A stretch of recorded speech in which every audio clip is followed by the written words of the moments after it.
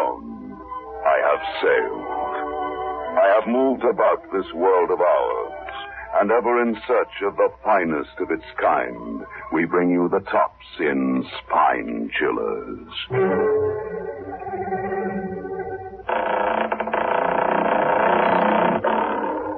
The Creaking Door.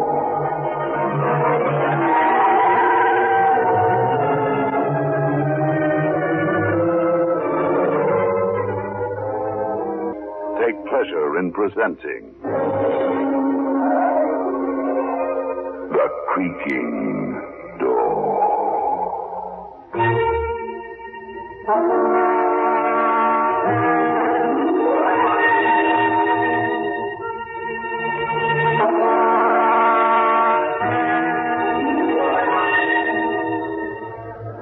Good evening, friends of The Creaking Door.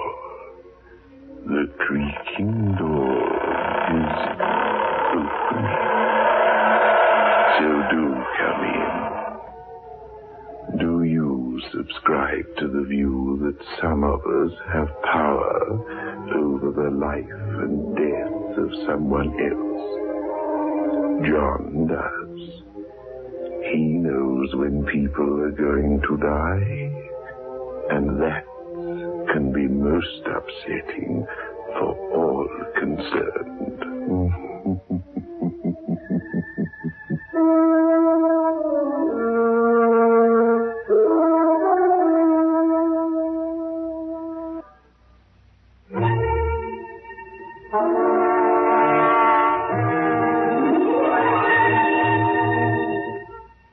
John is not a usual sort of man, although he has a very ordinary sort of name.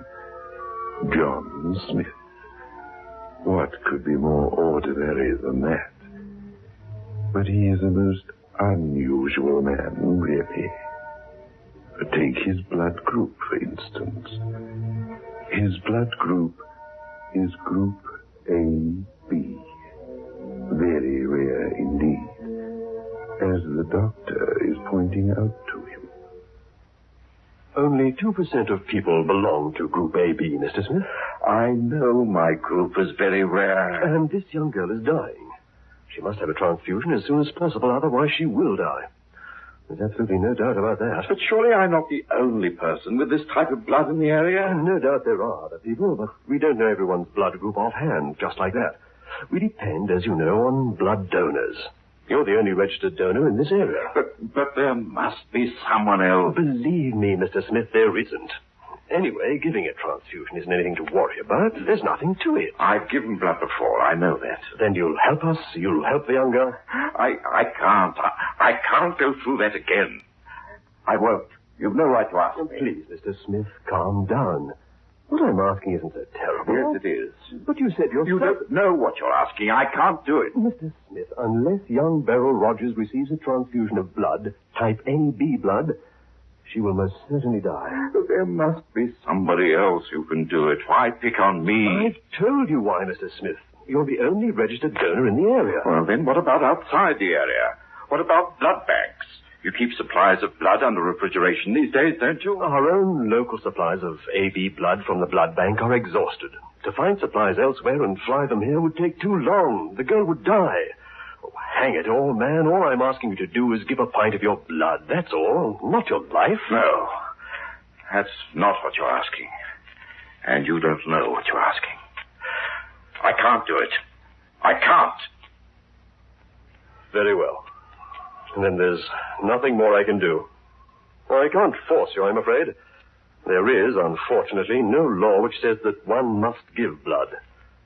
But I hope, Mr. Smith, that you'll be able to live with your conscience after tonight. After this young girl dies because you won't help.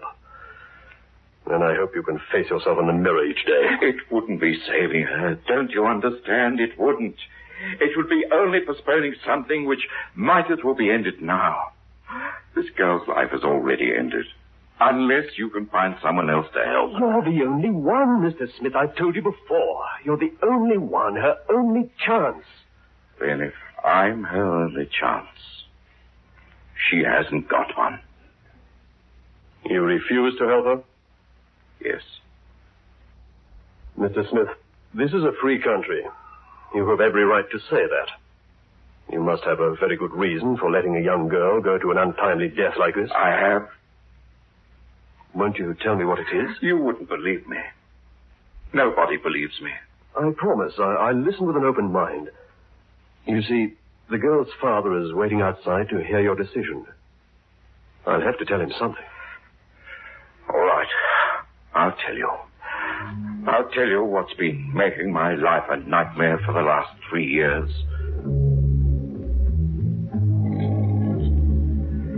I first registered as a blood donor about 3.5 years ago. As you said, my group is the rarest. There aren't many donors. But also, there aren't so many people needing transfusions. So it was about 5 months before I was called on to help. He was a young man, Derek Evans. I still remember his name. He'd been badly cut up in a motor accident. They phoned me from this hospital at about 2 a.m. I came along here and gave 2 pints of blood. It saved young Derek's life. At least that's what we all thought. But it didn't save his life, really. It only saved him for a far more horrible death. 2 or 3 days after I'd given the blood, I came along to the hospital to see how he was getting on. By this time, he was sitting up in bed, looking quite well again. I was interested to see the man whose life had been saved by my blood, I suppose. But also, I felt I had to see him. You see, Doctor, my blood was flowing in his veins. Already I felt a strange sort of kinship with him. I sat on the chair beside his bed. I smiled at him.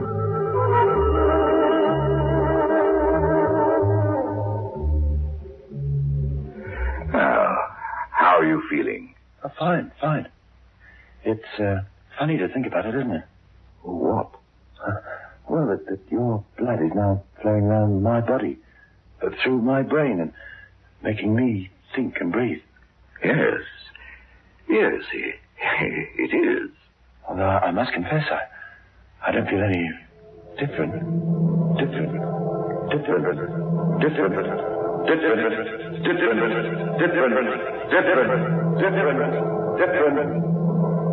Come on, darling. Jill, come on. This part's quite solid. The marshes well over to the west. Wait. Help! I'm sinking. No, don't come any nearer. Throw me a rope. Help! Jill, help! I'm in the creek again. I'm sinking. Help!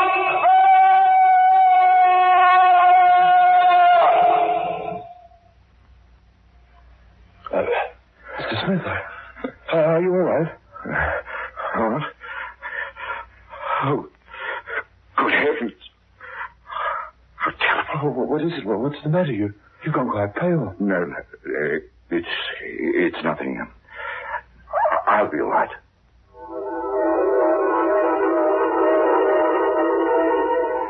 But there was something, and I didn't dare tell him. As he'd been speaking, suddenly into my mind's eye, there'd flashed a picture that had been frighteningly real. It wasn't as if I had imagined myself somewhere else or anything like that. I'd been completely aware that I was sitting in the hospital ward. But in the front of my consciousness, there flashed a picture of young Derek Evans and a girl walking beside him. He'd suddenly stepped into a quicksand, and as I watched horrified, I'd seen him sucked down into the morass.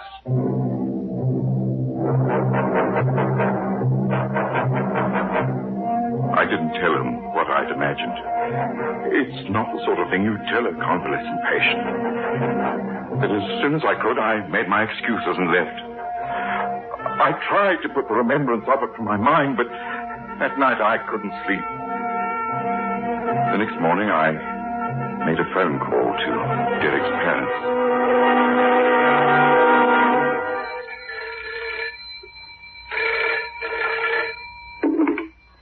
Hello? Mrs. Evans?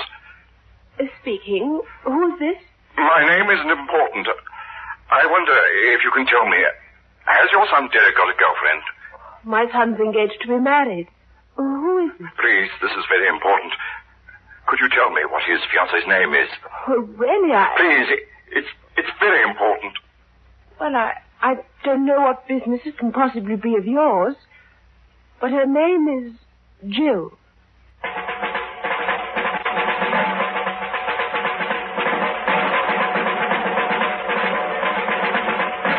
I'd somehow known, somewhere in the dark recesses of my mind, that was the name she was going to say. Jill. The name which I'd heard Derek call out in my vision. I was stunned. For a long time, I walked about like a man in a daze. Was it possible that the fact that my blood was flowing in his veins had somehow given me the ability to see into Derek's future? It seemed too unbelievable to contemplate. Finally, I decided to return to the hospital and tell him the whole story. It might well be nothing but nonsense, but at least he should be warned, I thought. I phoned to check when I'd be allowed to see him. What name was that again? Evans, Derek Evans. He was in a motor accident. Oh, that Mr. Evans. I'm afraid it will be no use coming to see him, sir. Why not? He was discharged from hospital 2 days ago.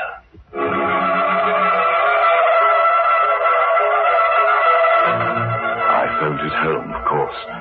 But his mother told me that he'd gone away for a week or so into the country to convalesce.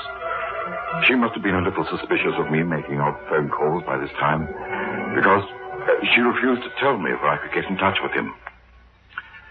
But looking back, it wouldn't have been any good anyway.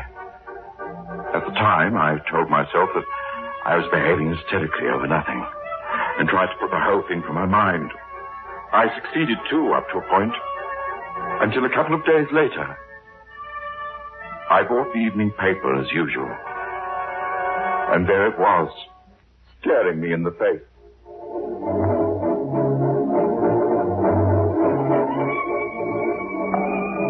A young man, Derek Evans, was drowned today in a quicksand, not far from the village of Medside. His fiancée, Miss Jill Worthing, was with him. Escaped unhurt.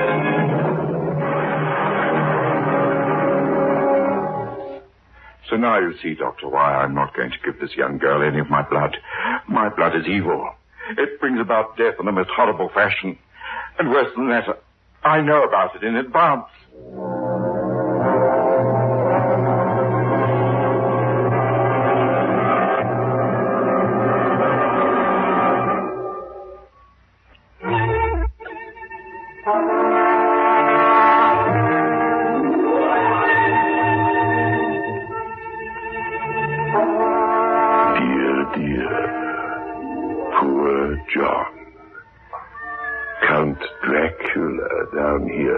Getting quite restless. He wants John to look into his future by giving him some of his blood, the good old-fashioned way.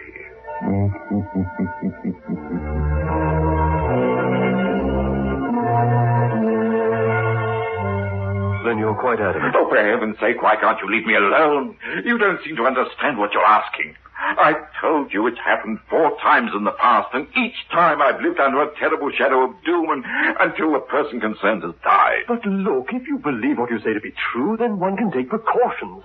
Take Derek Evans, for instance. He could have been prevented from going away into the country. The tragedy could have been avoided. I said that with Rose Warwick. But at least in her case, I was sure that my vision couldn't possibly come true. What happened? Rose was a cripple. I gave her blood, saved her life. Then I saw her quite clearly in my mind's eye. She was screaming for help, and there was ice all round her and ice skating. The more I thought about it, the more impossible it was. She couldn't even walk, let alone skate. At last, I thought this sequence was going to be broken. I should be free. And what happened? She was in a crowded cinema when it caught fire. She died, burnt to death. And the film that was showing was called Winter Wonderland. All about ice skating.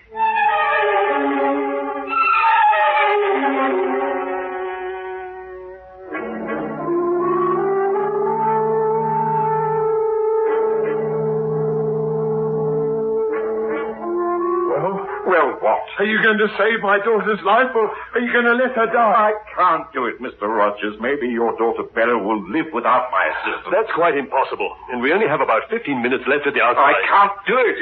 You're a monster, that's what you are. A monster. Now listen to me, Mr. Smith. I promise you one thing. If you don't help my little girl and she dies, I'll kill you. All right. All right, what's the use? You don't want to understand, either of you. I'll do it. Good. But I'm warning you. I won't be saving your daughter's life, Mr. Rogers. I'll just be keeping her alive so that she can die in a much more horrible fashion.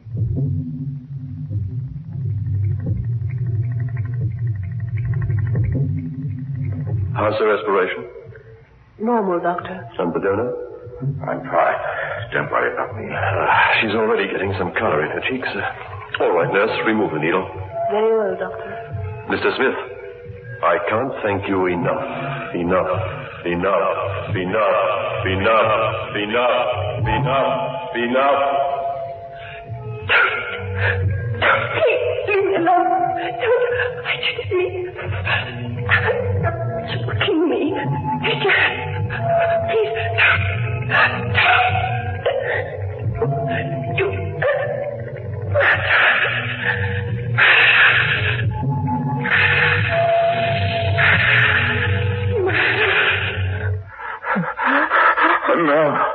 No. Mr. Smith, what is it? It's never happened as quickly as this before. What's the matter? As the nurse was removing the needle from her arm, I saw it. What did you see? The man was standing with his back to me. I couldn't see his face, but hers. It was terrible. Poor girl. What? What did you see? This man had his hands round her throat. He was strangling her. I haven't saved this poor girl, Doctor. She's going to be murdered.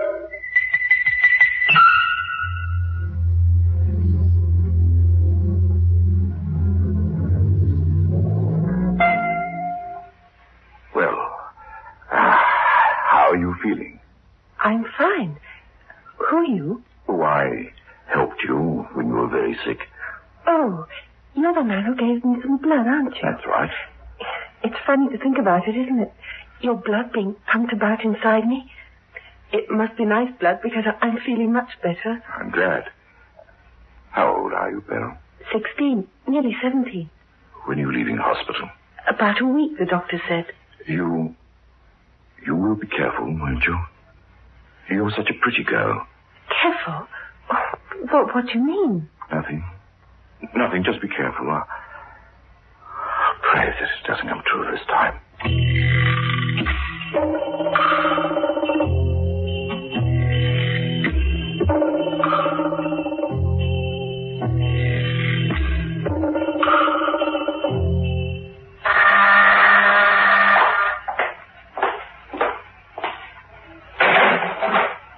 Hello.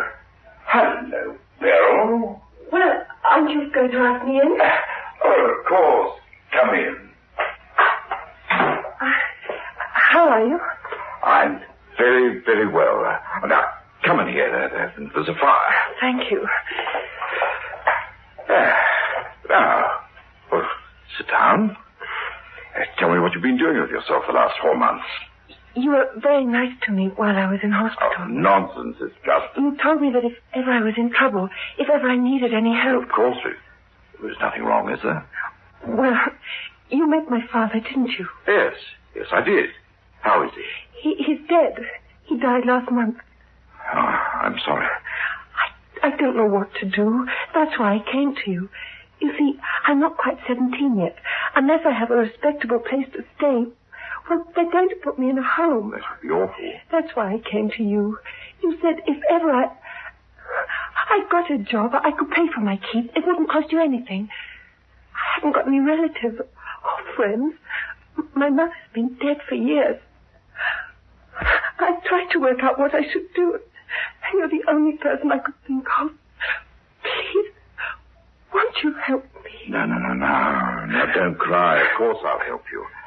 I've been thinking about you quite a lot these last 3 or 4 months. I keep an eye on you. Maybe this time I could make sure that that vision didn't come true.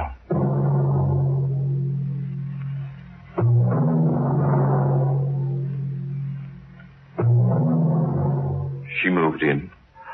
I had a big house and there was plenty of room. I've never married, never had a family. And it was wonderful at first. Just having someone to care about and someone who cared about me. Oh, there was nothing else in it but that. I know what people have been saying, but that was nonsense. She was like a daughter to me, the daughter I'd never had. And then she brought Mike home. From the start, I didn't trust him. He was too cocky, too confident. And he was evil.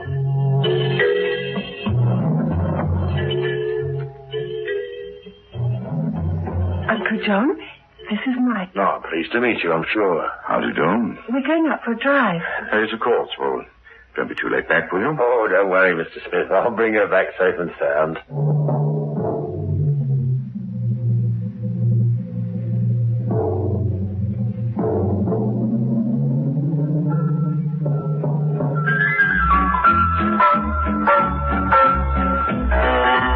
Hello, I think it's time you went to bed.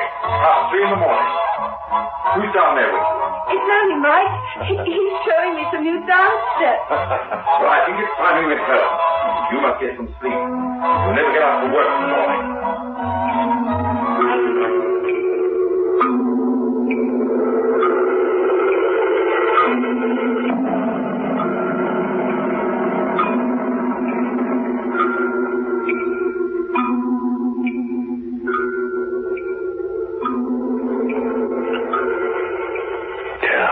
Just another little kiss. I ought to go in.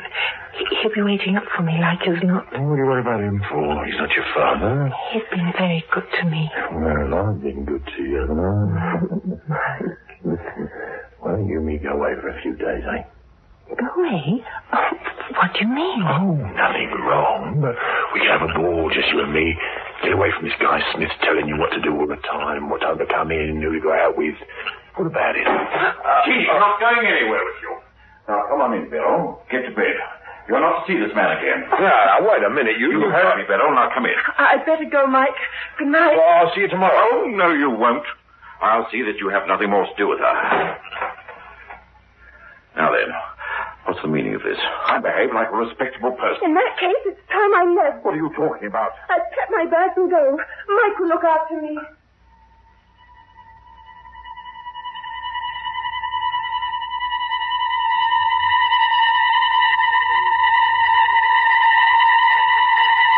I should have let her go. She wasn't really my responsibility.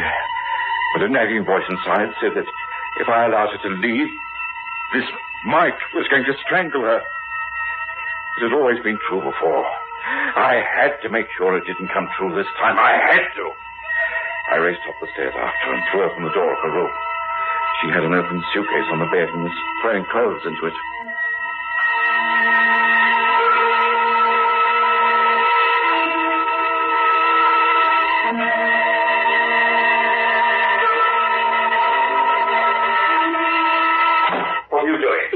I'm doing. Now leave me alone. You're not leaving. Yes, I am. And you can't stop me. I can't I? I'll see you do as I tell you, you little tramp. I'll see that you don't get murdered. I'll save you in spite of yourself. Please leave me alone. Stop. You're choking me. Take your hand, please. You murderer.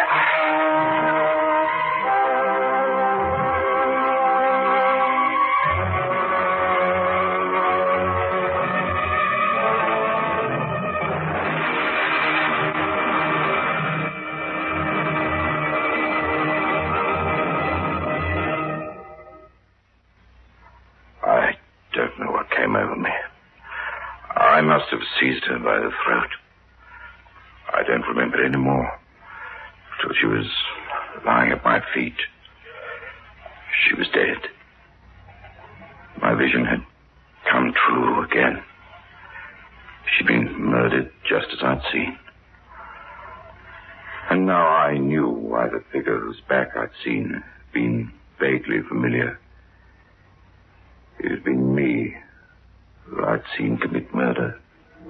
All right, Sergeant. Take him away. I only hope the judge believes your story, Smith, because I don't.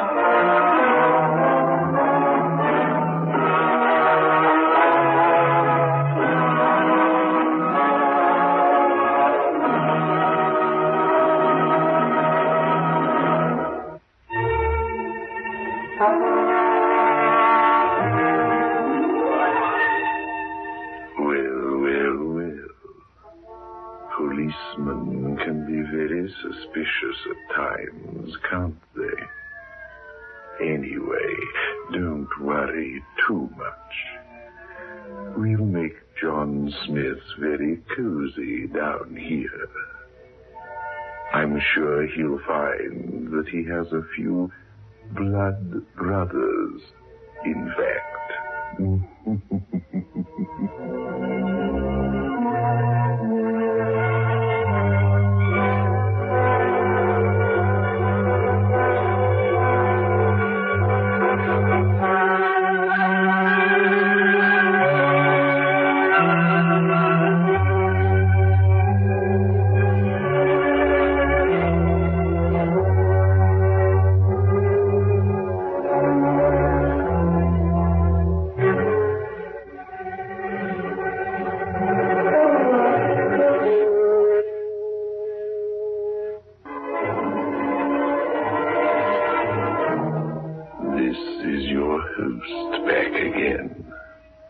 Just a reminder of our rendezvous next week.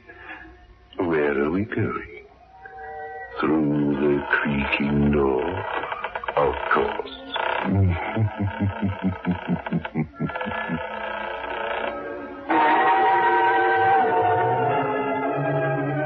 Invite you to listen next Saturday at 9 o'clock, when they will again present